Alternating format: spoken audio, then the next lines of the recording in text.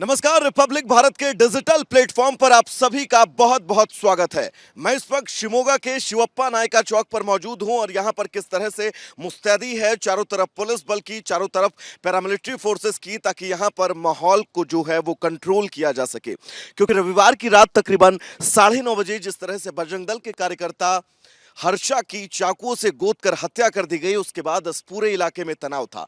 तनाव को कैसे कंट्रोल किया जाए, ये बड़ी चुनौती जरूर शासन प्रशासन के लिए रही, लेकिन शासन प्रशासन ने शानदार काम करते हुए शिमोगा के अंदर शांति बहाली को लेकर तमाम प्रयास किए।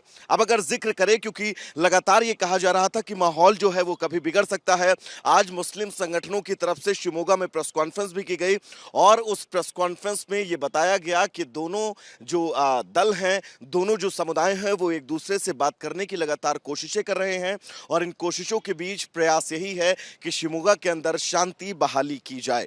अब अगर बात करें कि आखिर रविवार की रात हुआ क्या था, तो दरअसल रविवार की रात जब हर्षा नाम का शख्स जो शिमोगा में रहता है, वो अपने घर से बाहर निकला खाना खाने के लिए और खाना खाकर जब वो वापस लौट रहा था, तभी स्विफ्ट डिजायर से 5 लोग सवार उसके पास पहुंचते हैं और उसे टक्कर मारकर जब गाड़ी से उतरकर उसकी चाकुओं से गोदकर हत्या कर देते हैं। मुस्लिम समुदायों ने आज प्रेस कॉन्फ्रेंस करके इस बात का भी जिक्र किया और उन्होंने कहा कि सिर्फ और सिर्फ ये काम अराजक तत्वों का है, इसमें किसी भी तरह से किसी भी समुदाय, विशेष समुदाय का कोई रोल नहीं है और ये सिर्फ काम अराजकता को फैलाने के मद्देनजर किया गया है।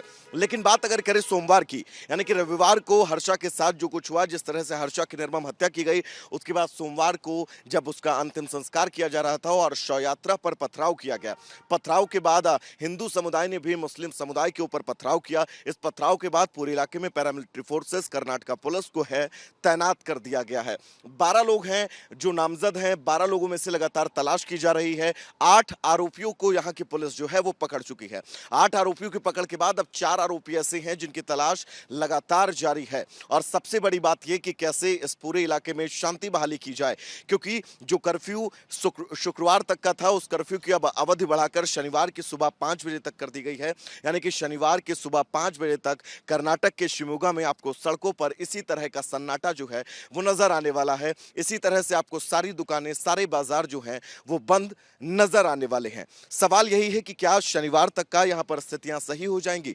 क्या शनिवार तक का शिमोगा के अंदर वो सारी चीजें फिर से पटरी पर लौट आएंगी जिस तरह से रविवार 9 बजे के पहले थी? ऐसे में हर्षा को लेकर न्याय की मांग लगातार की जा रही है। हमने उनके परिजनों से भी बात की, उनके परिवार वालों का भी यही कहना था कि हर्षा को इंसाफ चाहिए। अब बड़ा सवाल यही है, क्योंकि 4 आरोपी अभी और हैं जिनकी तलाश लगातार की जा रही है। इन 4 आरोपियों की कब तक पकड़ होगी, कब तक पुलिस इन 4 आरोपियों तक पहुंचेगी, और सबसे बड़ी बात यह कि आखिर हर्षा की हत्या के पीछे की असल वजह क्या है, जिसको लेकर सभी इंतजार कर रहे हैं इन सभी आरोपियों का कबूलनामे का। और आखिर ये कबूलनामे में अपने क्या कुछ कहते हैं, क्या कहते हैं हर्षा की हत्या के पीछे, क्योंकि जिस तरह से हर्षा के ऊपर चाकुओं से वार किया गया, उसका पेट जो है वो पूरी तरह से फाड़ दिया गया, यानी निर्मम तरीके से उसकी हत्या की गई।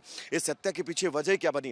क्योंकि कहा यह जा रहा है कि हर्षा ने पोस्ट किया था हिजाब को लेकर, क्योंकि उडुपी में जिस तरह से हिजाब विवाद हुआ, हिजाब विवाद के बाद हर्षा की फेसबुक पोस्ट, और वो फेसबुक पोस्ट ही क्या वजह बनी है हर्षा की हत्या की, इसके लिए थोड़ा सा इंतजार और करना होगा। विजय महेश के साथ मैं वैभव मिश्रा, रिपब्लिक भारत।